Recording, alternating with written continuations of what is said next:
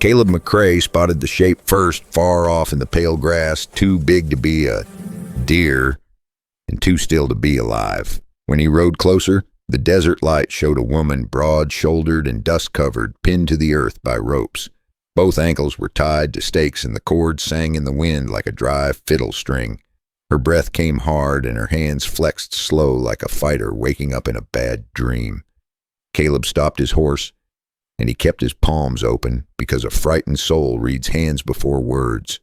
Her eyes snapped open, and they weren't asking for pity, they were asking for distance. A rasp broke out of her throat, and it sounded like stone on stone in a canyon. "Don't. It still hurts there," she whispered, and the whole desert seemed to hold its breath. Caleb didn't step in, and he didn't reach down, because some wounds get worse when a stranger grabs the story.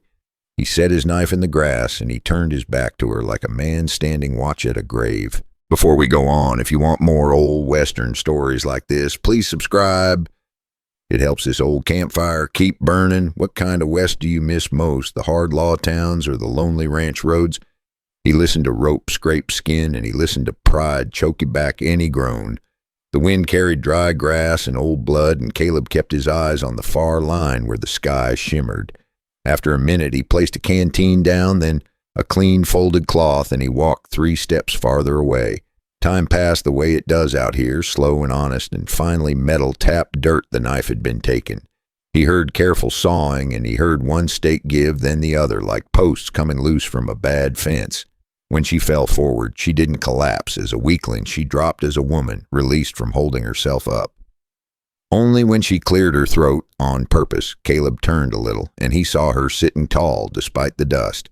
The cloth was tied on her thigh, and her gaze was steady, now sharp as a hawk that won't forget a trap. Caleb eased the reins off his horse, and he lowered the saddle, leaving the animal calm and ready. He offered his forearm halfway, not to claim her, only to give a rung on the ladder back to standing. She touched him once firm and clean, and in that touch, Caleb felt the rule of this story: choice comes first. Together they moved to the horse step by step, and he let her take the reins before he took a breath. He didn't ask her name, and he didn't offer his own, because names can feel like chains when you're raw. He just pointed toward his ridgeline where a small ranch sat, tucked from the worst wind, and she nodded. They started out slow, her weight steady in the saddle, his horse walking beside, and the stakes disappeared behind them. In that long, quiet mile, Caleb learned something simple. Kindness isn't grabbing a soul, it's making room for it. He waited. Caleb guided the horse behind the low ridge, and the wind eased like a tired hand, leaving only heat and the hush of his ranch yard. The house was old, pine smoke stained and steady, with a porch that creaked soft and a kettle smell that meant someone once waited here too. He led her to the steps, never touching her waist, and he spoke to the ground more than to her, saying she could sit or not. She lowered herself with care, shoulders wide and proud, yet every breath caught on pains, as if her ribs remembered ropes, even now, at night too. Caleb set a bowl of water beside her, then backed away, 'cause he had seen men confuse helping with owning, and he wouldn't repeat that sin. He left bread on a plate and a bit of salt pork, and he went to mend a fence, letting the sound of work speak calm.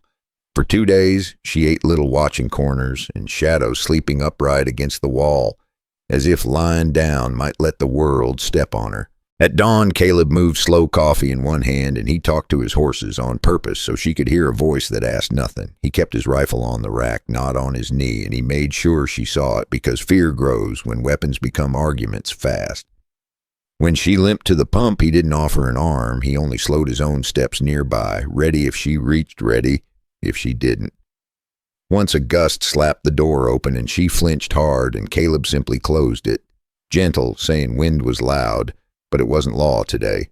That second night, he lit only one lamp, keeping the room half dark, because bright light can feel like an audience, and she needed no audience.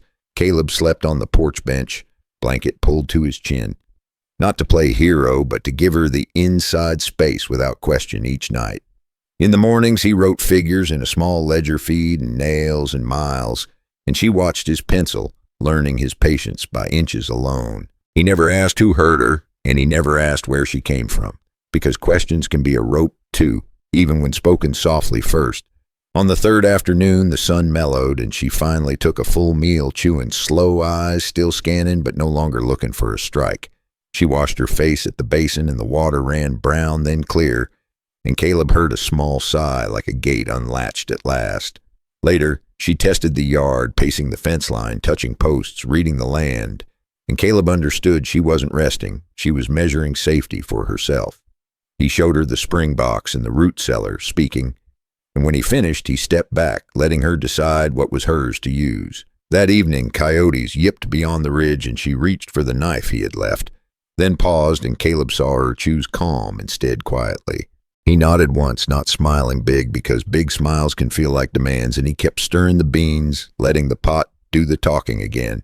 In his mind, he remembered a winter trail long ago when a stranger shared a fire and asked nothing back, and that debt still sat heavy. So he made this ranch the same kind of place, not a courtroom, not a church, just a patch of earth where a person could breathe. Near midnight, she spoke one word, low and careful, like setting a cup down, and Caleb answered with another simple as a nail in the wood.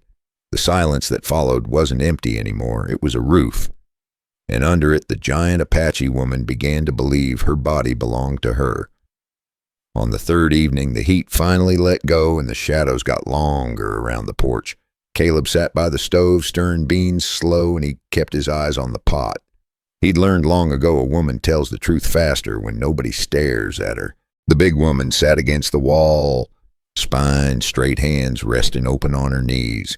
She wasn't shaking now, but her gaze stayed busy, like it still heard footsteps in silence. For a while there was only wood popping and the faint creak of the old boards.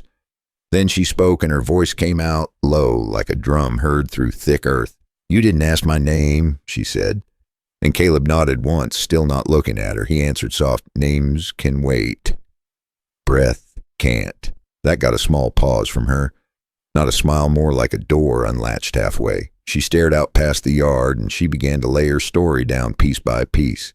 "He wasn't an enemy," she said, and the word enemy sounded strange in her mouth. "He was my husband, a man people listened to, a man people trusted." Caleb didn't move because he knew respect can hide rot better than any blanket. She said the man talked about order, and he talked about roles like they were laws of weather. He'd say a strong woman needed straightening, and he'd say it with a calm voice. Caleb heard that part clear, because he'd heard men do the same in church towns too. She didn't paint him as a monster. She described him as steady, and that was worse. A steady hand can do steady harm, and then call it discipline with clean eyes. She said when she questioned him, he didn't shout, he smiled like a teacher. He'd tell her the world was watching, and he'd tell her shame spreads fast. She said the camp wasn't cruel, but it was tired, and tired people avoid storms. Some looked away, some told her to be patient, and some acted like it wasn't their place. Caleb understood that kind of silence because he'd seen it in white towns with clean porches. She said he used rules the way a man uses a rope, gentle at first, then tight. He'd say it was tradition, but she said it felt like fear wearing a good coat. Caleb added one log to the fire, keeping the flame steady and small. He didn't promise revenge because revenge is a loud drink and it doesn't heal the body. She said the stakes weren't a sudden rage, they were planned, and that was the point. A planned cruelty tells you it expects you to return to it tomorrow. She lowered her eyes and her fingers pressed into her palms like she was holding herself back. She said she stayed a long time, not because she loved pain, but because she feared exile. Out there, a woman alone can starve and a rumor can close every door. She said she tried to be quiet and she tried to be small, but she wasn't made small. Her shoulders were built for carrying water, and her heart was built for saying no. Then she said the morning came when her face was forced into the dirt again. She said the earth tasted like dust and blood, and she heard her own breath like an animal's. In that moment, she knew if she stayed, she'd lose more than freedom. She'd lose the part of herself that still stood upright even when nobody clapped. So she ran before dawn, and she ran without asking anyone to bless it. She ran with pain in her legs and with a decision that couldn't be carried back. When she finished, the room went quiet, and Caleb let that quiet stay honest. He finally said, "A man can call it order, but God sees what it is." She looked at him then, and her eyes weren't pleading, they were measuring the cost ahead. Caleb didn't look away, and he didn't step closer. He just held steady like a fence post. Outside the ranch, the desert stayed wide and mean, but inside that small house, her words weren't cut off. On the 5th morning, Caleb felt it before he saw anything the way a horse feels thunder in the ground. The wind shifted and the yard went too quiet. No birds, no small sounds, only distance holding its breath. The horses in the corral stood stiff ears forward, and even the old hound stopped scratching and stared out past the ridge. Caleb stepped onto the porch, coffee cooling in his hand, and he watched the open land like it could speak. 3 riders appeared at the edge of his spread, stopping where a man can claim he's not trespassing, but everyone knows he's making a point. They didn't come fast, and they didn't come with raised guns, because this wasn't a raid. It was pressure dressed up as peace. The lead man lifted a hand polite this Sunday, and his voice carried smooth across the dirt. He said they were here to bring the woman back to where she belonged, and he said it like he was returning a tool. He talked about order, about keeping things from becoming ugly, about not stirring talk that didn't need stirring. Caleb stayed on the porch, one hand resting light on the post, not showing fear, not showing eagerness either. He listened because sometimes the truest threat is the one that never raises its volume. Behind him, the woman stepped out silent, standing where the sunlight could touch her face. She didn't hide and she didn't bow, and Caleb felt the air tighten at that simple choice. The second rider spoke then deeper in the chest, and he said the husband was being shamed. He said a man's standing isn't just his own, it belongs to the people who respect him. He said if she returned, now things could stay calm, and nobody would have to make hard decisions. Caleb could hear the trap in those words. Calm meant surrender, and hard decisions meant someone else deciding for her. The third rider never spoke, only watched, eyes, flat hands resting near his saddle horn like a reminder. The woman's jaw tightened, and her fingers opened and closed, once slow, like she was counting her own breath. Caleb took 1 half step forward, not to block her, but to make it clear he wasn't pushing her behind him. He said, she's injured, and she's staying put until she chooses otherwise. The lead man didn't flare up. He only tilted his head as if weighing a stubborn mule. He answered, we aren't asking your opinion, old cattleman. We're informing you. Caleb kept his voice rough and even. You can inform all you like, but you won't drag anyone through my yard. That was the first time the riders let a little silence hang, and silence out here can be a knife. The lead man finally nodded once, not agreement, more like a mark on a ledger. He said they would return, and he said it without saying it, and then he turned his horse away. Dust rose behind them in a long brown ribbon, and the quiet they left felt heavier than their voices.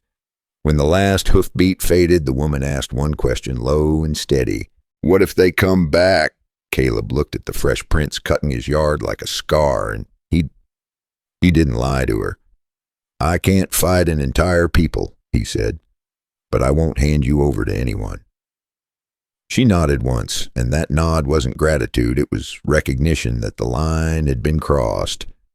That night, Caleb sat at the kitchen table, lamp low, coffee cold, and he listened to the fire breathing the stove. He could smell dust on her clothes, and he could hear 3 riders in his yard talking peace while laying down a noose of manners on his doorstep. He hadn't planned to write any letters, because letters invite witnesses, and witnesses turn a woman into a case, but he also knew silence can be a kind of surrender.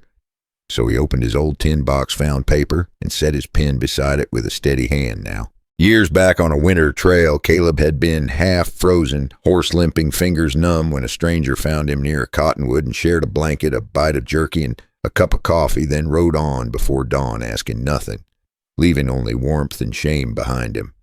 He'd never learned man's name, and he never got to pay him back, because a week later, he heard the stranger died in a river crossing, and the news sat in Caleb's gut for decades.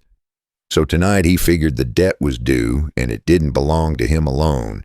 He wrote slow, not fancy, and he kept it plain because plain words travel farther than pride. And he addressed it to the lawman in Cameron who once owed him a favor, saying he was giving shelter to a wounded woman and asking for a fair street, not a fight. He folded the sheet twice, pressed it flat, and sealed it under a spoon by the lamp. Then he slipped it into his coat, and outside a lone wolf called thin in the dark, like it was warning every man that trouble was riding, whether he invited it or not. The woman watched from the doorway, face calm, and she said, "You don't have to do this." And Caleb kept cinching the saddle, eyes on the buckle, answering, "I know I don't," because he couldn't promise victory, only effort, and he wouldn't let anyone decide her life again out here. He rode into the night with the letter tight in his coat, taking low washes instead of open flats, and the stars looked sharp enough to cut while his horse moved steady, and every mile felt like a choice because no fence can hold when fear's the brand anywhere. By the time Cameron's rooftops showed, the town was asleep and only the lantern flickered. So Caleb tied up, walked to the marshal's office, and slid the envelope through a crack in the door, then stood a moment in the street listening for footsteps ready to run, ready to answer. He rode back before dawn, and the ranch came up quiet with the woman sitting by the fire like she'd been carved there, and Caleb said he'd sent the letter, nothing more, because from here on there was no way back, only waiting to see if men could do right. Cameron came into view under a hard noon sun, and the heat made the rooftops swim like a mirage. The main street was a ribbon of dust, and every boot print looked fresh enough to argue. Caleb McCrae rode in slow, and he kept his hands loose on the reins. He wasn't hunting a fight, and he wasn't begging for mercy. He was showing up because hiding turns fear into a habit. The square had a crowd already, and that told Caleb the talk had traveled ahead of him. Men stood in small knots, and women watched from shade with faces that stayed careful. In the center stood her husband, tall and clean, wearing a leather coat that looked respected. His voice carried easy, and it had the smooth calm of a man who expects agreement. He spoke about honor, and he spoke about order, like those words could wash a rope clean. He said a wife had duties, and he said a husband had rights, and he said it for the crowd. Some nodded, some stared down, and nobody stepped in front of him. Caleb stayed back near the edge of the street because he wouldn't make this about himself. If he shouted, it would become two men circling, and she would vanish behind their pride. He watched the crowd, and he watched the husband, and he waited for her choice. Then she stepped out, and the square tightened like a cinched strap. She moved slow, and her shoulders stayed squared, even with pain hiding in her walk. The old marks on her ankles were faint, but they were there, and she didn't cover them. Her eyes didn't search for rescue, they searched for room. The husband turned to her, and his smile came thin like a blade with a polished edge. He spoke gentle, and he called her home as if home was a hand closing. He promised forgiveness, and he promised quiet, and he promised to forget her disobedience. Caleb saw the trick in that offer, because quiet was only another fence. The woman breathed in once, and she held her chin high. She looked at the crowd, and she looked past them toward the road leading out of town. Then she looked at her husband with a calm that scared men more than anger. "I am no longer your wife," she said, and her words fell heavy into the dust. The crowd shifted, and a few mouths opened, then closed again. The husband froze for a beat, then he smiled wider like he could bend language back. He said she was disgracing him, and he told her to stop making it loud. She shook her head once, and she kept her voice steady. "I have come home too many times," she said, and the silence that followed felt earned. She stepped sideways, and she stood beside Caleb without grabbing him or leaning. That small distance told everyone the truth. She wasn't trading one chain for another.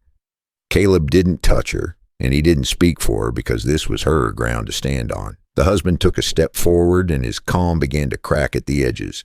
His eyes cut toward Caleb, and the anger in them was old ownership waking up. A sound came from behind the crowd, and it was hooves on hard dirt. Marshal Rudd rode in dusty, and he looked like a man who'd seen enough graves. He didn't shout, and he didn't read any long law. He simply dismounted, and he stood where every eye could find him. "In this town, nobody drags anybody," Rudd said, and his voice stayed level. He looked at the husband, and he looked at the men around him, and he let that settle. The husband started to protest, and Rudd lifted one hand slow and final. "She has spoken," Rudd said, and he added, "and I keep the peace on this street." The crowd changed in a way Caleb could feel like wind turning without warning. No one cheered and no one praised because pride hates witnesses. But no one stepped up for the husband either, and that was the real verdict. The woman met her former husband's eyes, and she didn't spit hate or beg mercy. "I choose to leave," she said, and the word choose carried more power than any gun. The husband stood there, not defeated by fists, but rejected in front of his own pride. Caleb tipped his head once to Rudd, and Rudd answered with a small nod back. They walked out of Cameron as the sun leaned west and dust rose behind their steps. No one followed, and no one called them back because the crowd had already decided to be tired. On the long road home, Caleb walked half a step ahead, then matched her pace again. He wasn't leading, and he wasn't guarding. He was simply staying near. At the ranch, the porch boards creaked soft and the wind felt less sharp than before. Days passed slow and the work got done without speeches. She hauled water when she wanted, and she rested when her body demanded it. Caleb fixed fence and he kept his mouth quiet because quiet can be a gift. At night, they sat by the fire and the silence stopped feeling like a threat. One evening, she said, "I can sleep now," and Caleb nodded because he could too. If this story stayed with you, please subscribe and leave a comment with where you're listening from. Out here in the Old West, strength wasn't control, it was restraint, and respect was given space.